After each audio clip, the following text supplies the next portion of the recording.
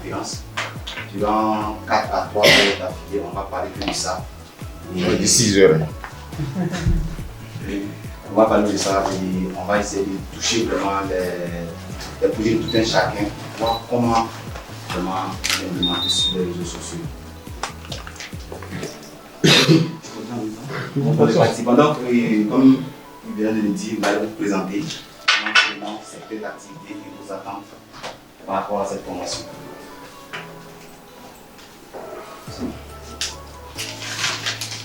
On va commencer.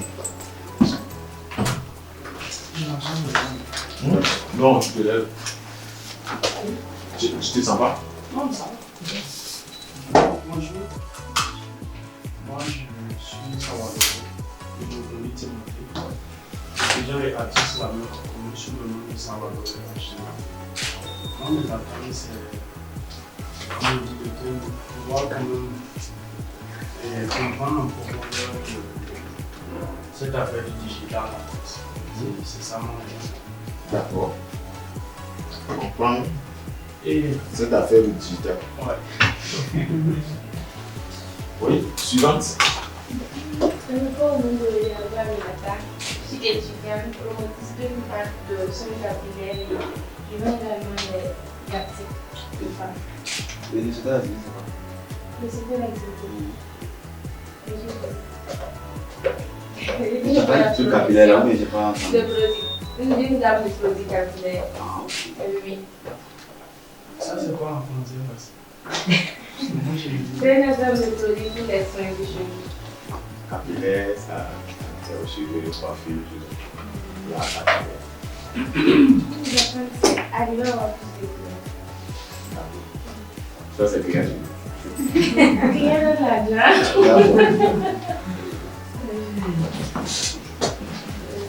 Moi, c'est enseignant de lutte étudiante, je vends des habits prêts à porter. Mes attentes pour cette formation, c'est, comme le thème le dit, augmenter mon chiffre d'affaires, ça c'est un. Savoir convaincre mes clients virtuels et savoir vraiment comment utiliser les réseaux sociaux pour me faire plus d'argent. Tu te fais d'argent déjà, mais tu veux faire plus. Voilà, plus d'argent. Ce que tu fais déjà, tu vas le montrer. Moi, c'est Kyono Salomon.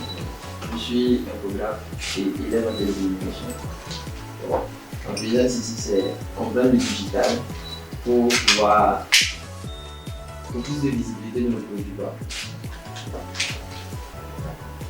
Ok, on a écouté vos attentes. On peut dire que le module qu'on a préparé répond à vos attentes à 20%. Donc les 80%, on va chercher ensemble pour compléter, pour que ça soit à 100% avant qu'on sorte de cette salle. On est d'accord? Maintenant, dans vos présentations là, lors d'une formation, lors d'une conférence ou bien d'une activité, on vous donne la parole une seule fois de vous présenter. Est-ce que vous avez? Une seule fois. Personne n'a donné la situation de sa boutique ici. Personne n'a donné son numéro. Bien vrai que j'ai dit 3 choses, mais c'est à toi de te vendre. C'est ça. Donc prochainement, lorsqu'on vous donne cette opportunité de vous présenter, dites tout. Pour que la personne qui est assise à côté de vous n'a pas à vous poser des questions après. Mais après, il peut oublier. Ça peut aller.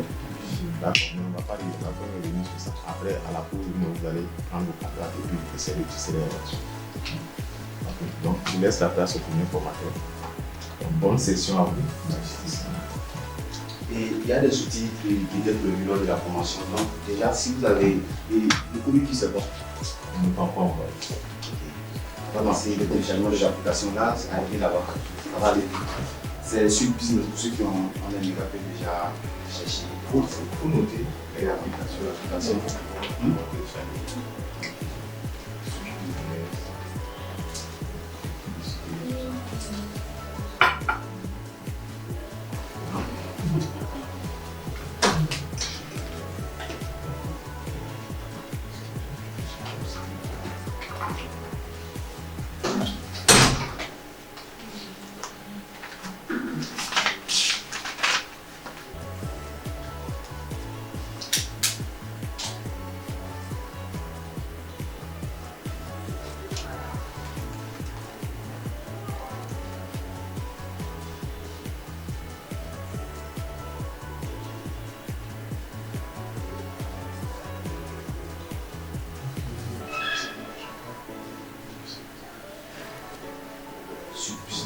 Publicité, photo, oui. Soit business. Publicité. Ok, vous avez déjà ça, c'est bon. Publicité. Ça aussi, c'est une application. Publicité, là, oui, c'est une application. Canva.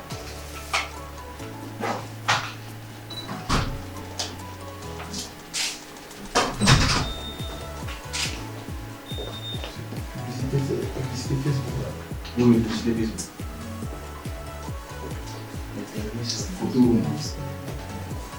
Photo gris l'anglais.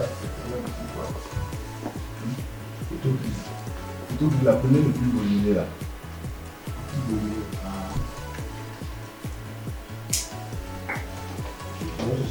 Ça, tu vas faire. Canva. Une photo.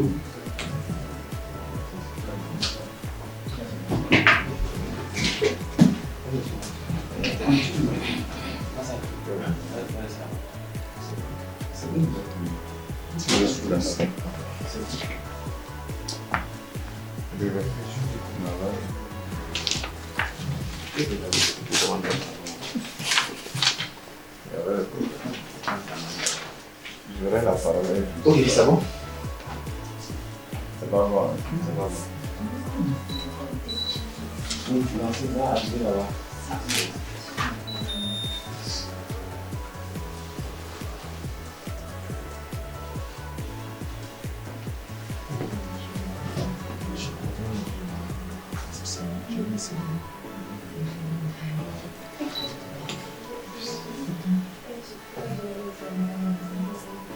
Avec un réseau.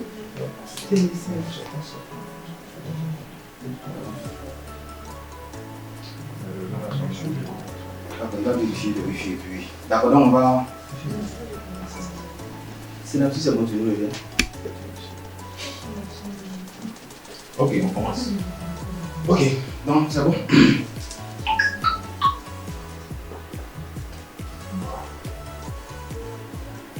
Oui, je vous posais la question de savoir, selon vous, comment le digital peut contribuer à augmenter votre chiffre d'affaires?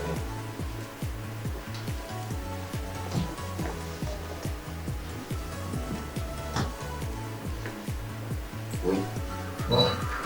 Et à la base, toute activité peut être un siège. Ouais. Donc, comme on ne peut pas tout le monde ne peut pas passer au même moment, on ne peut même pas passer connaître le siège. Donc, c'est à travers peut-être le digital que on connaît la situation géographique où nous avons passé. C'est à travers le digital le vendeur, l'exposant et discute ses prix, si c'est vraiment en ligne, voilà, pour enfin maintenant passer à l'achat. Donc le digital vous permet de créer du trafic. C'est comme ça permet de dupliquer votre entreprise. Vous avez votre siège et vous avez une page Facebook. Il faut noter que votre page Facebook représente votre entreprise. C'est comme c'est une deuxième entreprise. Donc le temps que vous accordez à votre entreprise physique, c'est le même temps que vous devez accorder à votre page. Voilà, donc déjà sur ce thème, on va essayer ensemble de décrypter le thème, de le définir ensemble. Et le point suivant, on va essayer de voir de manière générale les généralités sur le digital. Et on va essayer ici de voir le secteur d'activité de tout un chacun, le business model. Qu'est-ce que tu fais pour ça, c'est important. Voilà, on va essayer de toucher du doigt le business model de tout un chacun. Et on va essayer de voir la méthodologie SCP, S pour segmentation, C pour ciblage et P pour positionnement. Et le point suivant, c'est le choix de votre réseau social. Bien vrai qu'on l'a fait le dimanche, mais ici on choisit, on crée, on configure et tu as ta page d'entreprise.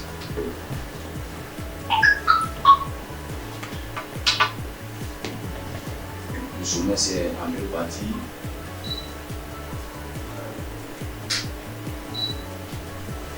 Après le choix de votre réseau social, après avoir créé votre page, on va voir le branding. Un point très important sur les réseaux sociaux. On va essayer de rentrer en profondeur ce matin et Ce qui va suivre, c'est le marketing du contenu, la création du contenu. C'est la base de toute stratégie sur les réseaux sociaux. Et après cela, on va créer un tunnel de vente efficace et plan de conversion. Lorsque vous allez prospecter sur les réseaux sociaux, il va falloir attirer le client jusqu'à vous, jusqu'à votre inbox pour pouvoir le convaincre de passer à l'acte d'achat. Et après cela, la publicité Facebook, Facebook ADS, avec toutes ces stratégies-là, on va essayer de débourser un budget marketing pour donner aussi à Facebook pour plus de trafic payant.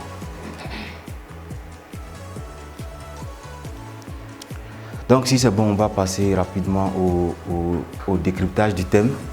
Alors ici, augmenter. Lorsque vous entendez augmenter, c'est faire croître, aller en croissance. Et c'est des mots clés que j'essaie de définir pour qu'on puisse encore orienter le thème. Le mot qui va suivre, c'est le chiffre d'affaires. Le chiffre d'affaires, ce n'est rien d'autre que vos entrées d'argent selon le secteur d'activité. Tout ce que vous faites, si vous arrivez à générer de l'argent, c'est votre chiffre d'affaires. Le chiffre d'affaires, ce n'est pas pour les grosses entreprises aussi. Tout ce que vous faites comme activité génératrice de revenus, si ça arrive à vous rapporter quelque chose, c'est un chiffre d'affaires, quel que soit le montant. Que ça peut être quotidien, ça peut être mensuel. Et le digital, c'est l'usage technologique numérique. Le digital rapporte à la communication et au support immatériel, technologie numérique et aux réseaux sociaux. Le digital, c'est pas quelque chose de tangible. Donc c'est grâce au support technologique, nos téléphones et à la connexion Internet qu'on va pouvoir utiliser ce digital-là, parce que c'est pas quelque chose de tangible en fait. Et le prochain mot, entreprise ou marque, c'est une identité physique ou morale ayant pour objectif de gagner de l'argent. Vous êtes une entreprise, vous êtes une marque, vous-même votre propre personnalité, c'est une marque. Donc, quel que soit ce que vous faites, prenez ça comme une entreprise, c'est pas juste un passe-temps, c'est une entreprise, c'est une marque.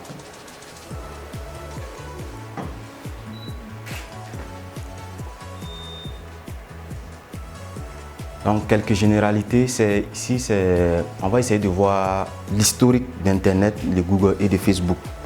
Aujourd'hui, on utilise les réseaux sociaux pour vendre, on utilise Google pour faire des recherches. Mais à la base, ça a été créé pourquoi? On va essayer d'aller à l'origine même de la création d'Internet en fait. Parce que vous ne pouvez pas être sur un marché, sur un terrain que vous ne maîtrisez pas. Voilà, vous devez connaître les fondements même de l'Internet. D'où ça vient? Pourquoi c'est né? Et après cela, on va voir le marketing digital, la différence entre le marketing digital et le web entrepreneuriat. Ces deux mots, c'est similaire, mais ce n'est pas à confondre. Oui. Ok, il n'y a pas de souci. Donc, vous serez les privilégiés. D'accord. Donc, on va essayer de voir la différence entre le marketing digital et le web entrepreneuriat et le taux de pénétration à Internet, la possibilité que vous pouvez toucher, le nombre de personnes que vous pouvez toucher grâce à Internet. Donc, le premier point de généralité historique, Internet, Google et Facebook. Alors, on va commencer par Internet. Il faut dire, à la base, Internet a été créé entre 1958 et 1960. Et il était exclusivement réservé à des usages militaires. C'est l'armée qui avait accès à Internet. Donc, à la base, Internet n'a pas été créé pour nous. Ça a été créé pour des recherches militaires. Et c'est 40 ans d'environ d'utilisation privée avant que Internet ne soit vulgarisé. Bon, c'est 42 ans même, 42 ans d'utilisation privé. Et c'est seulement en 1970 qu'ils ont dématérialisé ça avec le premier ordinateur interconnecté. Donc c'était dans les années 1990 que le grand public a eu accès à l'existence d'Internet technologique. C'est comme aujourd'hui. Aujourd'hui, il y a des technologies qui sont très avancées que nous ignorons encore. Voilà, c'est eux, quand ils vont finir d'utiliser, ils vont essayer maintenant de mettre ça à l'usage du grand public. Et c'est en 92, 2 ans après la divulgation, qu'on a eu plus de 1 million d'ordinateurs interconnectés et le nombre n'a cessé d'accroître jusqu'à aujourd'hui. Aujourd'hui même, on parle à environ 5 milliards de personnes connectées. Donc c'est un phénomène qui est en perpétuelle croissance. Plus le temps passe, plus ça croît. Donc vous avez bien fait de vous atteler à ce domaine-là pour pouvoir comprendre. Alors, on va voir le cas de Google. Pourquoi Google a été créé? Et Google aussi a été créé pour les scientifiques, pour des recherches scientifiques. La raison pour laquelle, pour faire des recherches sur Google, il faut s'appuyer sur les mots-clés. Si vous voulez faire une recherche sur Google, quelle que soit la longueur de votre idée, tapez les mots-clés de votre idée. Et ils vont vous faire sortir les sites qui traitent de ce que vous cherchez. Parce que c'est comme ça que ça a été programmé. Ça a été programmé pour des recherches scientifiques. Et son algorithme fonctionne sur les mots-clés. Donc ça ne sert à rien de taper quels sont les temps. Si vous, par exemple, et je vais prendre un exemple de recherche, si vous voulez faire des recherches, comment faire du montage vidéo, au lieu de mettre comment faire du montage vidéo, vous mettez montage vidéo. Dès que vous lancez la recherche, ils vont vous montrer les sites de référence ou bien des vidéos de référence sur YouTube pour faire ces recherches-là. Et aujourd'hui, il est le premier moteur de recherche dans le monde, avec 81% de la part du marché dans les moteurs de recherche. Google seul occupe 81% du marché dans les moteurs de recherche. C'est le moteur de recherche par excellence. Alors, on va revenir encore à notre cas de Facebook. Comme je le disais la dernière fois, Facebook a été créé pour faire des rencontres. L'initiateur, c'était Mark Zuckerberg avec quelques de ses amis, 2 de ses amis encore étudiants aux États-Unis. Et ils ont décidé de créer quelque chose pour qu'ils puissent échanger lorsqu'ils n'étaient pas ensemble. Et avec le temps, ils ont vu la grandeur de l'idée, c'est-à-dire ça a continué jusqu'à ça devenir un réseau social qui permet de connecter plus de 5 milliards. C'est un réseau social à accès gratuit. Il suffit d'avoir 18 ans et vous avez un compte Facebook.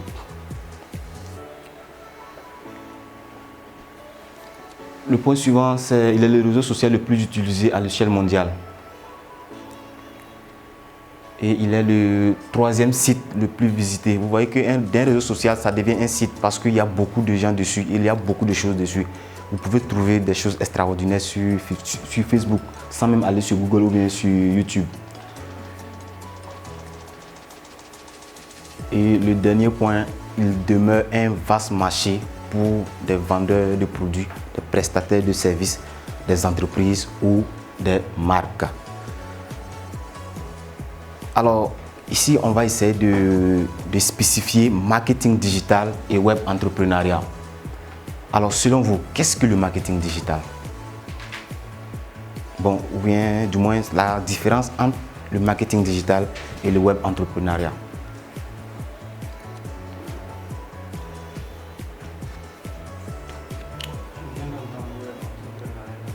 Comment? Tu viens d'entendre ça. Okay. Oui, oui, vas-y. Je me dis que le marketing digital, je me dis c'est quelqu'un qui a son business oui. et qui va utiliser Facebook oui. ou bien les réseaux sociaux oui. pour accroître son business. Ou bien pour lancer, bon, agrandir le champ son champ de prospection. Merci. Par contre, le web entrepreneur, c'est-à-dire son business est sur le web seulement.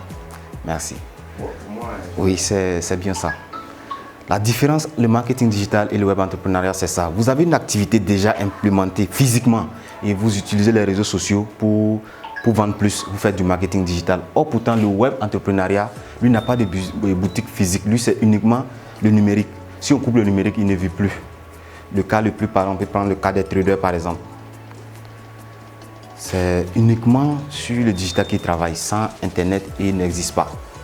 Or, pourtant, ceux qui font du marketing digital, ils ont déjà une activité physique et ils viennent implémenter ça sur le digital.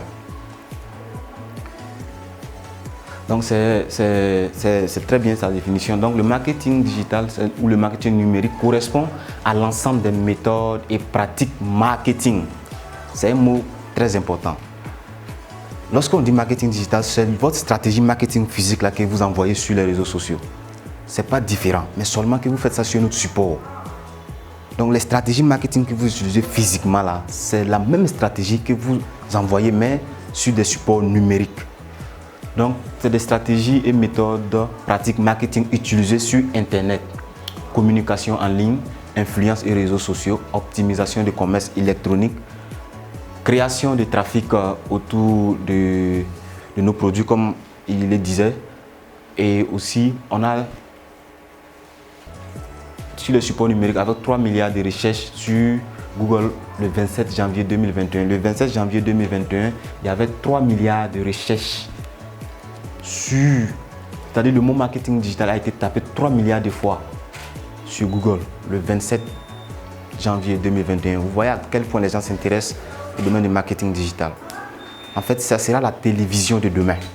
Aujourd'hui, quand on prend les nombres sur les réseaux sociaux, aucune télé ne peut atteindre une cible aussi spécifique que fait Internet. C'est très pointu ce qu'Internet offre comme avantage. Le web entrepreneuriat consiste à concrétiser une idée sur Internet ou à gagner de l'argent sur Internet. Ça veut dire vous gagnez de l'argent sur Internet, pas d'Internet, pas d'entrée d'argent. Or pourtant, vous êtes ici, vous pouvez vendre quelque chose à votre voisin. Ainsi, ceux qui souhaitent se lancer un business en ligne, c'est pour ceux qui souhaitent lancer un business en ligne. Un web entrepreneur est donc une personne qui crée une entreprise utilisant le web comme support. Donc lui, sa boutique là, c'est son compte, et, par exemple de trading ou bien son compte Facebook. Si on ferme ça, c'est fini.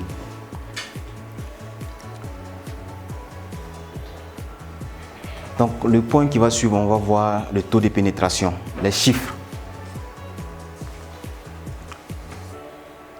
Internet a rendu le monde un village planétaire avec 4,9 milliards de personnes connectées contre 4,1 milliards en 2019. Vous voyez, de 2019, et ça c'était les statistiques de 2022, de 2019 à 2022, regardez le nombre d'utilisateurs. On passe de 4,1 à 4,9 milliards. Et actuellement, même en 2023, nous avoisinons les 5 milliards. Parce qu'actuellement, on n'a pas encore de statistiques actualisées. Et le nombre d'utilisateurs d'Internet a augmenté sur tout le continent africain. Ce qui nous intéresse, 46% de la population Internet et 46% de la population africaine utilise Internet sur le continent. Donc, selon les sites de Internet World Stat, c'est 634 863 000 personnes sur un total de 1,3 milliard de la population africaine qui utilise Internet. C'est très vaste comme marché. Et sur les utilisateurs mensuels, notre pays compte 4,6 millions, soit un taux de pénétration de 25,7%. Oui. Ok, merci. Je suis. Donc 5,46 millions, soit un taux de pénétration de 25,7. Donc le Burkina Faso, maintenant ce taux-là, c'est ceux qui utilisent Internet. Ça veut dire que tu peux utiliser Internet et puis ne pas avoir une page Facebook. Voilà, donc les 5,46 là, c'est ceux qui utilisent Internet. Maintenant, pour ceux qui utilisent Facebook, mondialement, Facebook, c'est 2,92 milliards d'utilisateurs actifs. Et là, un utilisateur actif, c'est un utilisateur qui vient au moins une fois par mois sur les réseaux sociaux. Là, il est défini comme un utilisateur actif. 17% de la population africaine utilise le réseau social numéro 1 mondial. Il s'agit de 49,7% du nombre total des utilisateurs d'Internet. Donc, avec les 5,46 millions de personnes qui utilisent Internet, c'est 49, environ la moitié, 7 personnes utilisent les réseaux sociaux.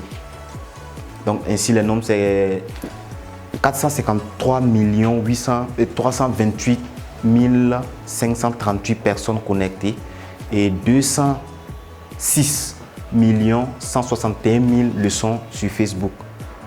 Donc nous avons plus de 206 millions de personnes connectées sur Facebook en Afrique. Et le Burkina Faso, c'est 2 millions d'utilisateurs actifs par mois sur les réseaux sociaux, soit 9,4% de taux de pénétration de la population, 36,63% de ceux qui utilisent Internet ont au moins une fois par mois sur les réseaux sociaux. Donc 36,63% de ceux qui utilisent Internet au moins une fois par mois sur les réseaux sociaux. Et 93,6% des utilisateurs ont accès à Facebook grâce à les smartphones. Donc la plupart sont connectés sur les smartphones et c'est 5,4% seulement ont accès via le smartphone et à l'ordinateur et 1,1% seulement ont accès uniquement à leur ordinateur. Ça, lorsqu'on va arriver dans la publicité, vous allez voir que le placement, on va utiliser le fil d'actualité smartphone parce que plus de ceux qui utilisent Internet le sont sur les smartphones. Or, pourtant, si vous mettez le placement ordinateur, Facebook va couper votre argent. Or, pourtant, il n'y a que 1% seulement des personnes qui sont connectées à travers un ordinateur. Donc, vous allez perdre gratuitement votre argent. Voilà. Donc, on a fini avec tout ce qui est généralité, l'important d'Internet. Vous avez vu les chiffres. Vous êtes convaincu que maintenant que Facebook peut vous apporter de nouveaux marchés, Facebook peut vous apporter de nouveaux clients. Maintenant, ici, on va essayer de toucher le bout de votre business. Qu'est-ce que vous faites concrètement? Le business model, c'est très important. Alors, selon vous, quelle est la différence entre une idée et un projet?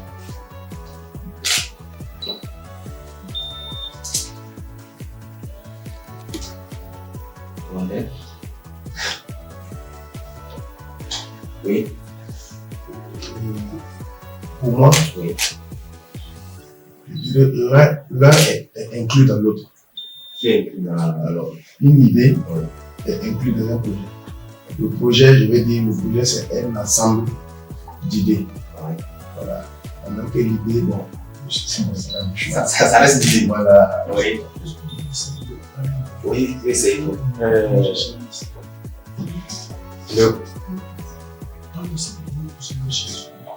Il y a un souci? C'est bon? Oui. Moi, je gère la caméra. Oui, l'entreprise naît d'une idée. L'entreprise naît d'une idée. L'entreprise naît d'une idée. Non, tu n'as pas répondu. On parle de projet.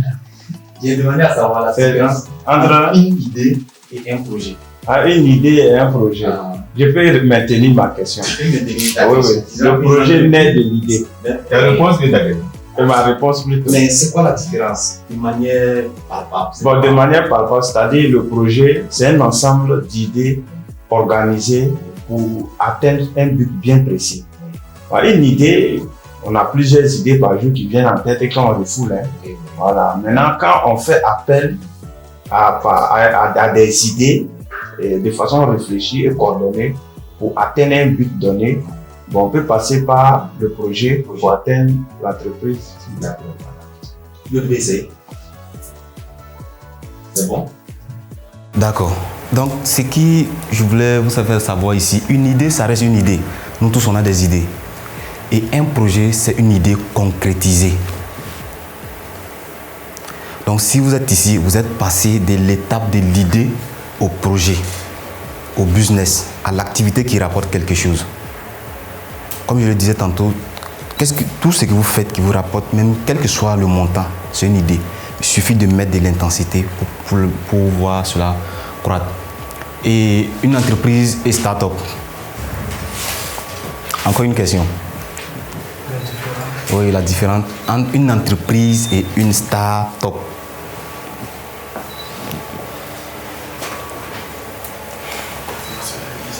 C'est bizarre.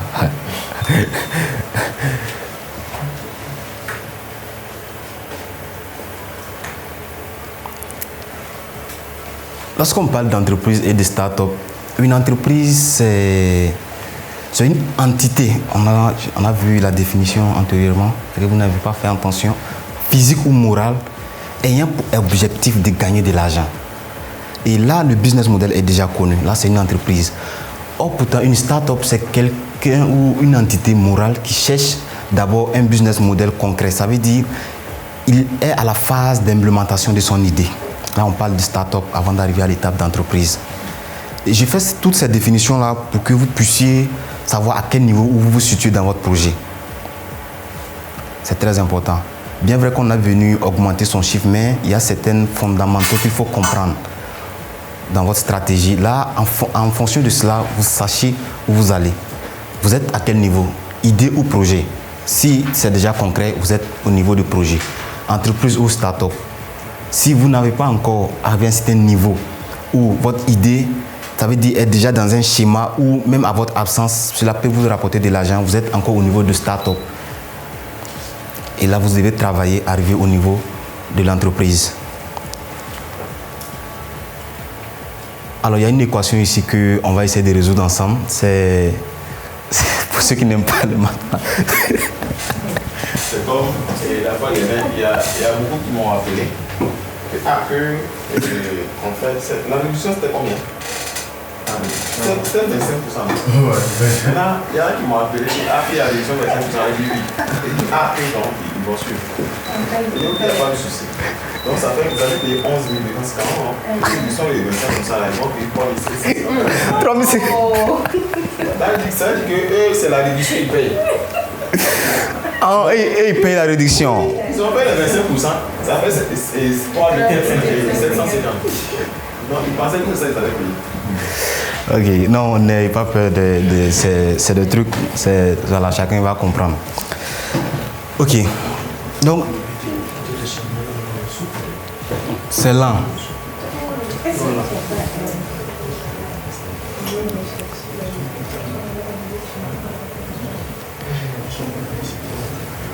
Alors, le business model. Mais ça télécharge quand même. Ok. D'accord. Bon, ce qui est prioritaire même là, vous pouvez privilégier suite, business et puis publicité. Le reste là, c'est pour vos affiches là. Peut-être que, voilà. Donc, on va aborder le module sur le business model.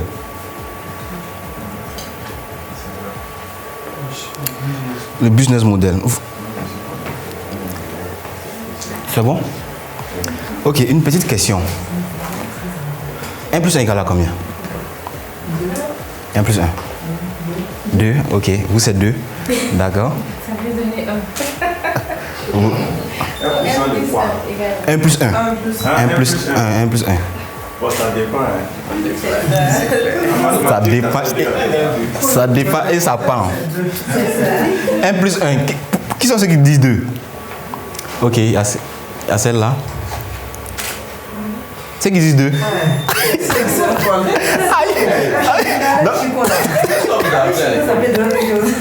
Donc vous, c'est quoi? C'est 2 aussi? C'est 2. Donc il y a 2 personnes qui disent c'est 2. 2 personnes qui disent c'est 2.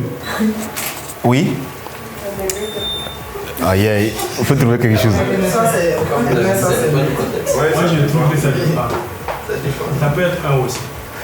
Non, il faut donner. Il faut faire un choix. Voilà, il faut faire un choix. Il fait. Bon. 1 plus 1, en mathématiques, ça fait 2. En mathématiques? D'accord. Donc pour toi, c'est 2? Oui. D'accord. Donc ici, ça devient 3 personnes. Bon, là, chacun va parler maintenant. Donc en mathématiques, ça fait 2. Ça fait 2. D'accord. Donc on a. Adja. Et celle-là. Oui. 2. HDV. Moi, je ne suis pas pour 2 là. Mais je sais, j'ai pas un chiffre. Non. Moi, je sais que ça dépend. Par exemple, en termes de mariage, 1 plus 1, ça peut être 1. En termes de mariage, oui. C'est 2 corps qui s'unissent pour faire un seul. Oui, continue. Donc, il y a tellement de... 1 plus 1 aussi, pour moi, ça peut donner n'importe quel chiffre. Ok. D'accord. Ça dépend vraiment du contexte. Ça dépend du contexte, très important. Oui. Ça donne 1. D'accord. Et chacun a donné la réponse. Vous voyez, la réponse à cette question-là, ça détermine votre business. Quand j'ai posé la question 1 plus 1, ça fait combien? Pour trouver la bonne réponse à ça, il faut définir un référentiel. Ceux qui ont dit 2 en base mathématique, ils ont raison.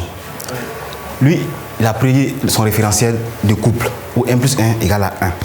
On va aller dans la religion même, où 1 plus 1 plus 1 égale à 1, 3, au lieu de 1. Donc ça va dépendre de base. C'est sur quelle base vous implémentez votre idée là. Si vous prenez par exemple des activités d'enfants pour aller vendre à des vieux, ou bien vous ciblez les vieilles personnes, ça ne va pas marcher. Donc pour pouvoir trouver la solution, votre idée là, ça doit être la solution et non une réponse. Donc c'est des trucs qui sont vraiment à prendre en compte lorsque vous voulez spécifier votre activité sur les réseaux sociaux. Parce qu'il y a tellement de monde sur les réseaux sociaux que si vous allez comme ça, vous créez une page, vous commencez à publier que je vends tant, je vends tant, je vends ça, vous allez vous fatiguer pour rien parce qu'il y a tellement de personnes. Vous devez définir votre référentiel. Alors je suis là, je vends à qui? Je suis dans quel référentiel? Là, vous vous levez le matin, vous communiquez avec vos clients. Et ceux qui vous suivent, c'est vos clients. Vous ne pouvez pas intéresser tout le monde sur les réseaux sociaux.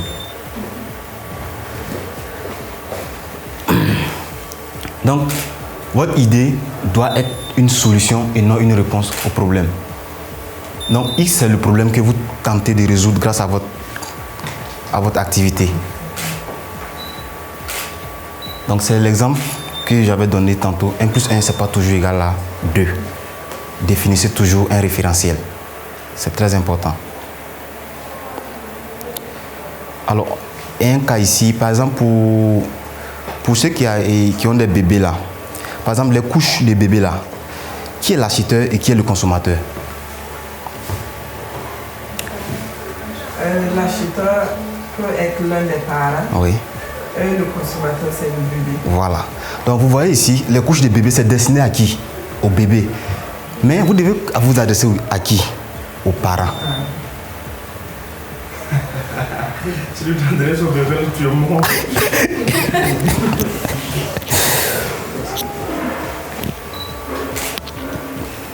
Donc, trouver une solution optimale à votre projet, vous devez toujours définir un référentiel. Toujours un référentiel. Même si vous êtes déjà à phase d'implémentation, il suffit de réajuster, trouver votre référentiel. Là, si vous communiquez, même si c'est 1000 personnes qui vous suivent, que c'est vraiment votre cible, là, vous pouvez vendre à tout moment. Surtout si c'est des produits renouvelables. Votre marché, c'est-à-dire votre public cible Y, vous devez toucher à travers votre moyen de communication Z.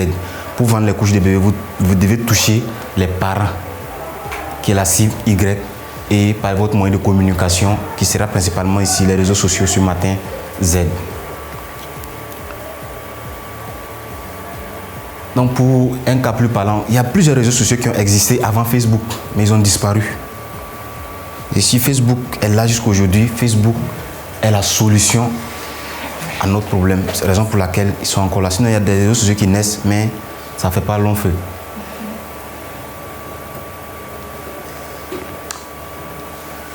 Lorsque vous trouvez la solution à votre idée de projet adapté à un public cible, ça veut dire, l'équation c'est quoi? Z plus, c'est X pardon, X plus Y, Z égale X plus Y. Donc, X c'est le problème que vous tentez de résoudre, Y c'est votre cible, et Z c'est votre moyen de communication.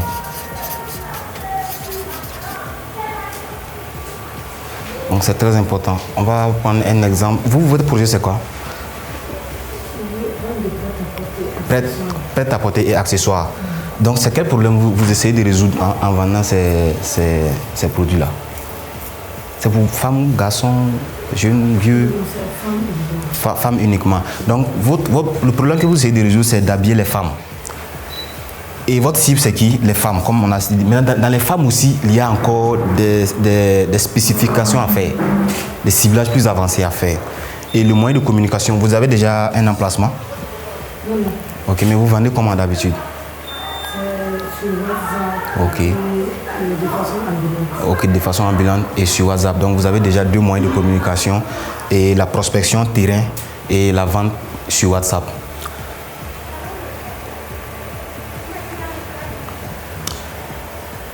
Donc, et la définition des startups et d'entreprises qu'on donne. Donc, lorsque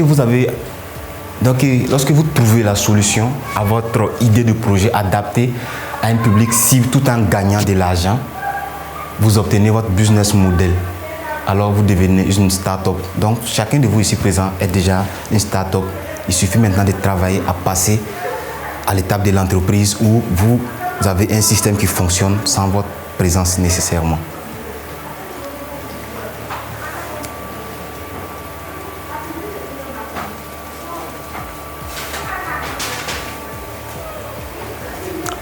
La méthodologie SCP. Chacun a son idée, chacun a son activité, chacun sait ce qui lui rapporte. Comme je le disais, il y a beaucoup de personnes sur les réseaux sociaux, on ne vend pas à qui. Et cette méthodologie-là va nous permettre de ne pas perdre du temps à convaincre les gens qui ne sont pas nos cibles. Il y a des gens, ils passent beaucoup de temps à convaincre des clients. Si c'est ta cible, tu ne souffres même pas. Le boutiquier, est-ce que le boutiquier souffre pour vendre ses produits?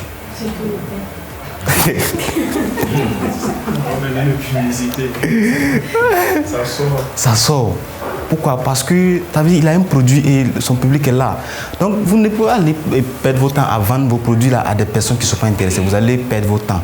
Donc c'est mieux d'aller à ceux qui sont vraiment intéressés à votre produit. Et la méthodologie SCP, ça va vous permettre le S pour cibler, le C et non, le S pour segmenter. Voilà. Comment? Ah, c'est toujours bizarre. Donc le S pour segmenter, le C pour cibler et le P pour positionner. Donc vous allez segmenter dans votre marché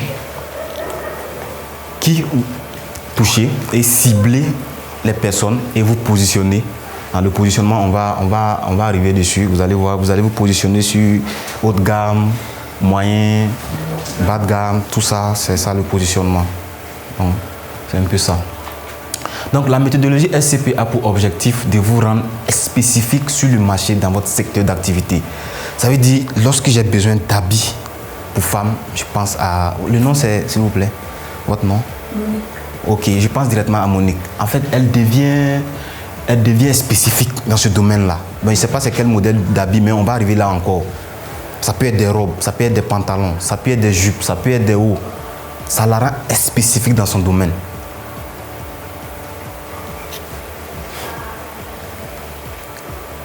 Donc segmentation, ciblage, positionnement. Donc on va commencer par la segmentation.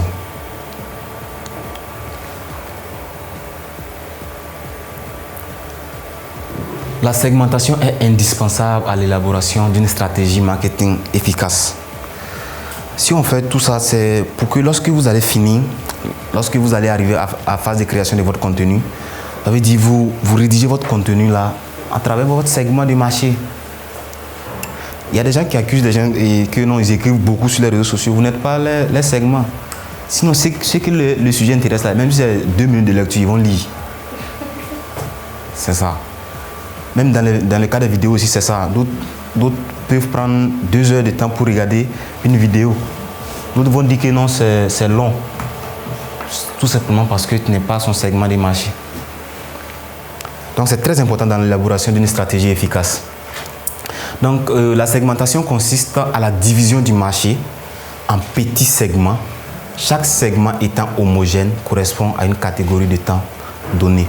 Donc on va finir avec la segmentation, prendre un projet, voir comment on fait la segmentation réellement.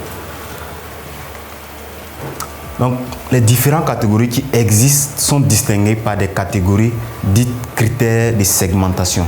Donc pour pouvoir effectuer une bonne segmentation, il faut des critères. Sur quels critères vous voulez segmenter votre marché? On a 2 millions de personnes sur les réseaux sociaux. C'est sur quels critères vous allez faire votre segmentation? Ils sont sur les réseaux sociaux. Vous ne pouvez pas réaliser des enquêtes pour les segmenter. Donc c'est vous-même, vous devez vous mettre à la peau de votre client pour pouvoir mieux segmenter votre marché.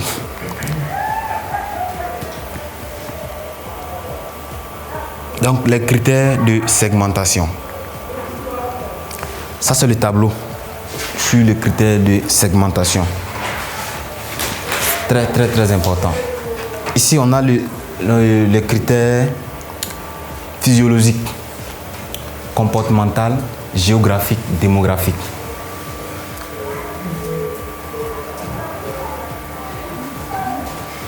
On va prendre par exemple le critère physiologique. Le critère physiologique, ça peut faire partie des croyances.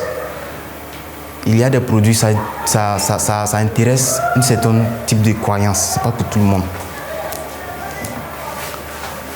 Religion, politique, les valeurs morales et sociales, c'est très important aussi dans la segmentation de votre projet. Et les caractères, c'est-à-dire le caractère même humain, même, le caractère personnel même de tout un chacun devait faire partie de votre critère de sélection dans la segmentation et dans le mode de vie. Comment votre client idéal vit, son mode de vie. C'est un travailleur, c'est un entrepreneur, une femme mariée, un célibataire, tout ça. Ça devait faire partie. Et ses centres d'intérêt, il s'intéresse à quoi? À la mode, à l'électronique, au digital. Tout ça, ça devait faire partie de votre critère de sélection. Comportemental, la qualité de vie. Ici, même pour aller plus loin, vous pouvez définir même combien votre client idéal peut avoir par mois, approximativement. C'est un travail qui, si il a été bien fait en amont, vous allez voir que votre communication sur les réseaux sociaux, vous n'allez pas souffrir. Parce que vous avez pris du temps pour pouvoir travailler, pour pouvoir effectuer ce travail-là. C'est un travail qui demande beaucoup de temps et de la spécialité pour pouvoir arriver à ce truc-là. L'habitude de consommation. Combien de fois la personne achète le produit par mois? Les habitudes de consommation. 1 fois, 2 fois, 3 fois, tout ça. Les fréquences d'acquisition. Voilà, comme je le disais, combien de fois il achète le produit. Et la fréquence d'utilisation. Il y a des produits, on utilise 1 fois, 2 fois, 3 fois. Tout ça, ça devait faire partie de votre critère de segmentation. Le lieu géographique. Les personnes que vous voulez vous adresser sont situées où géographiquement? Au Burkina, en Afrique? Dans le monde. Et les données démographiques. Âge, sexe, taille, genre, culture, niveau d'études, profession, revenu, nationalité, situation matrimoniale. Voilà, c'est des choses que vous devez vraiment porter attention parce que dans la publicité là, tout ça là, ça vient. Si on fait ça ici, c'est pas pour rien. Dans la publicité là, c'est-à-dire les raisons pour lesquelles vous devez éviter de booster vos pages avec et le bouton boost sur les réseaux sociaux. Ça vous fait perdre de l'argent.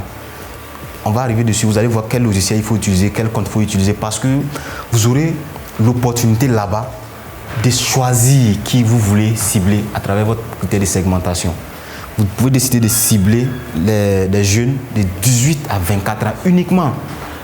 Quelqu'un de plus de 24 ans ne verra pas votre publicité.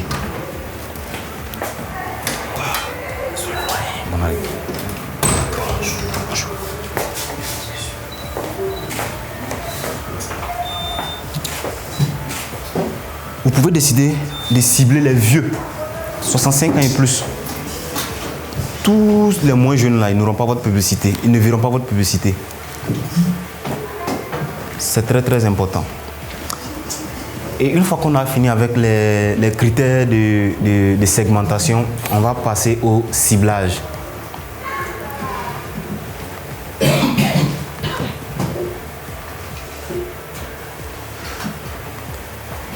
Le ciblage consiste à la sélection d'un segment précis du marché en vue de lui présenter une offre, d'où l'importance de la segmentation.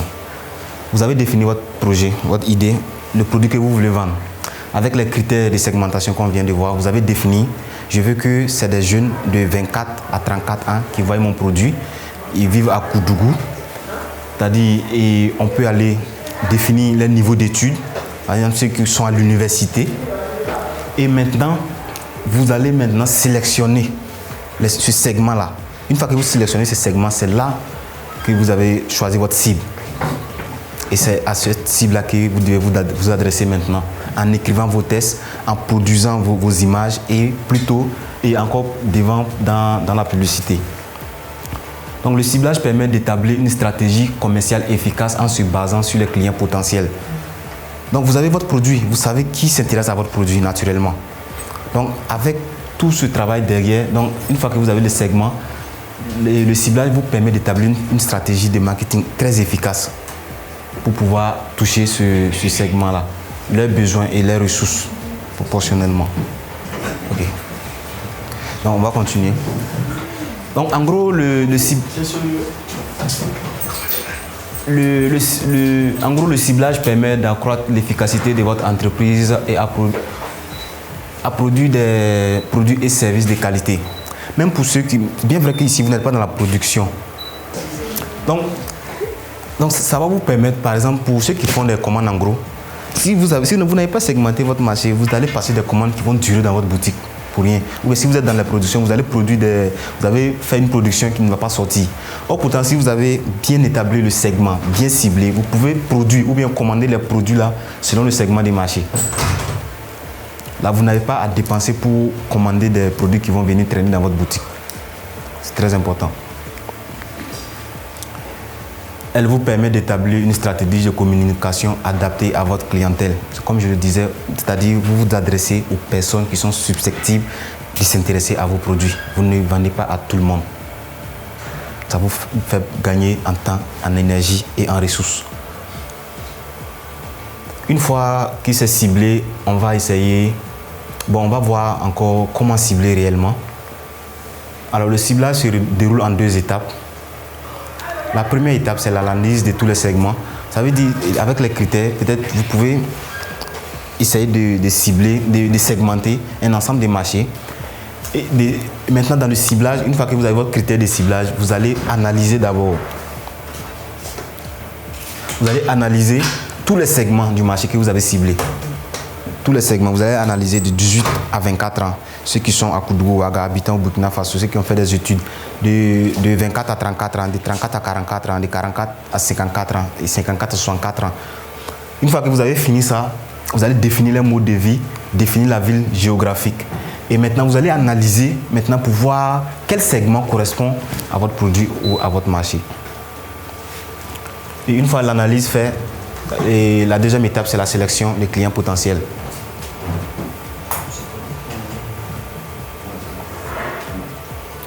La sélection des clients potentiels de votre segment du marché.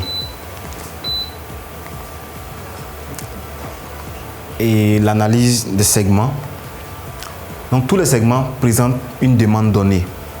Vous pouvez décider de faire, par exemple, de votre marché 3 segments. Cette semaine, je communique sur ce segment-là. L'autre semaine, je communique sur ce segment-là. Et l'autre semaine, je communique sur ce segment-là. Ça va vous éviter de faire de la publicité dans tous les sens. Vous prenez le segment du marché, vous décidez que non, cette semaine, je prends ce segment-là, je vais m'adresser à telle cible. Et vous travaillez votre communication toute une semaine. C'est-à-dire, quand vous vous réveillez et que vous faites vos contenus, c'est comme vous vous adressez à ce segment-là. C'est comme si vous avez arrêté de faire autre chose que ça eux seulement que vous adressez. Ça peut aller sur un mois même, communiquer sur tout le segment-là et revenir encore prendre un autre segment, communiquer encore dessus. Là, vous avez déjà une base de données, une base de clients que vous avez déjà derrière, que vous pouvez relancer toutefois en hors ligne. Et l'analyse consiste à la recherche de la demande qui domine le marché et l'identification de la concurrence. Dans les segments, vous pouvez voir qu'il y a un segment qui domine le marché. Donc vous pouvez décider de vous concentrer sur ce segment-là. Toutefois aussi en analysant la concurrence. Donc, si vous avez bien fait votre segment et votre segmentation, vous pouvez analyser la concurrence, voir et ajouter des choses à votre offre pour pouvoir vous démarquer. Tout ce que vous faites ici, il y a des gens qui le font sur les réseaux sociaux. Prenez le temps d'analyser comment ils le font. Ça vous permet d'avoir une idée, d'orienter votre communication.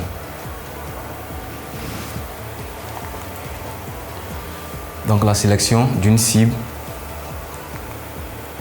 Une fois l'analyse terminée, le choix doit se porter sur le segment dans lequel la demande surpasse l'offre, naturellement. La loi du marché. Donc, une fois que vous avez fini de segmenter, ou même vous voyez, il y a dans les segments-là, il y aura un segment où la demande va surpasser l'offre. Et c'est dans ce segment-là que vous pouvez proposer vos services. Maintenant, si vous n'avez pas pris le temps de segmenter, si vous n'avez pas le temps de cibler, vous n'allez pas ressortir cette statistique-là.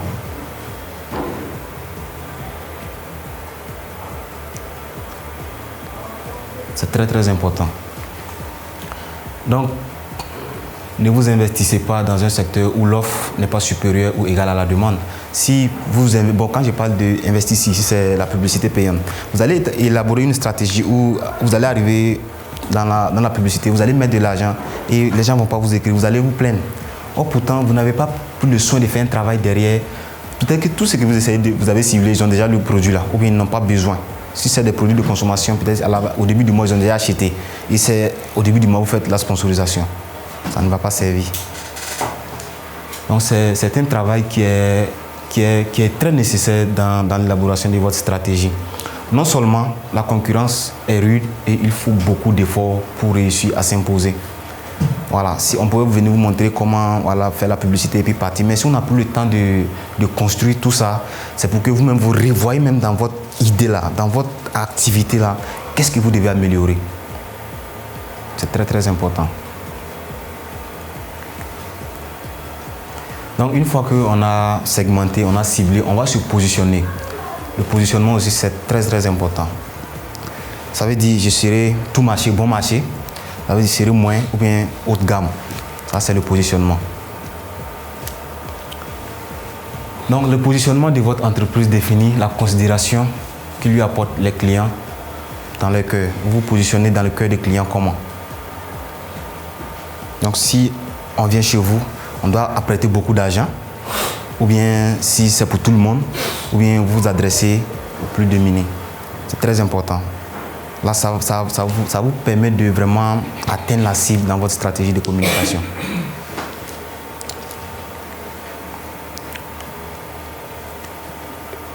Pense-t-il à votre entreprise dès que le besoin se manifeste? Lorsqu'un besoin se manifeste, est-ce qu'il pense à vous? Tout ça, ça fait partie de votre stratégie de positionnement. Vous devez vous positionner où, lorsque quelqu'un va sentir le besoin des produits que vous commercialisez, automatiquement la personne va penser à vous. Mais pour arriver, il va falloir vous positionner. Ne pas s'attaquer à tout le monde. Devenir une référence d'un segment de marché donné. Trouve-t-il l'offre attractive qu'il distingue de celle de la concurrence? Quelle est la différence entre vous et vos concurrents? Votre différence, ça peut être la livraison gratuite à Koudougou. Votre différence, ça peut être la qualité, l'emballage, le packaging, la rapidité, le service client. Lorsque quelqu'un achète chez vous, un jour, 2 jours, vous appelez madame, vous avez essayé la tenue, est-ce que c'est bon? Je vous ai maquillé la dernière fois, comment vous avez trouvé? Tout ça, c'est très important. C'est des trucs subtils, mais ça vous démarque de la concurrence. Il y a des gens qui sont là pour vendre. Tu penses que ça pour les applications. Si vous êtes là pour faire long terme, quittez ça. La mise en place d'une stratégie de positionnement est indispensable parce qu'elle sert non seulement à vous distinguer des autres entreprises, mais à vous fidéliser votre client. C'est ce petit côté-là qui va faire que les gens vont s'attenir à vous, toujours revenir vers vous. Et par les recommandations aussi.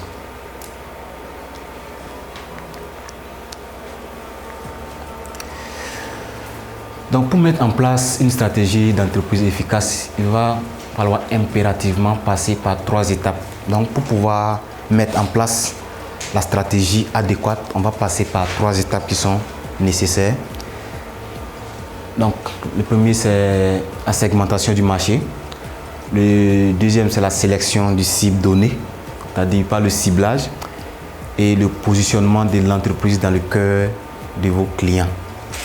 Donc une fois que vous arrivez à réunir ces 3-là, vous avez un bon positionnement, vous avez respecté la méthodologie SCP qui vous permet d'être spécifique sur un marché donné. N'importe quel marché, si vous appliquez cette stratégie-là, vous devenez carrément une différence sur ce marché-là. Donc l'atteinte de vos objectifs dépend entièrement de l'élaboration de votre stratégie d'entreprise. Si vous n'avez pas effectué une segmentation, pas de ciblage, pas de positionnement, comment vous voulez définir votre stratégie? Comment vous voulez vous communiquer? C'est très important.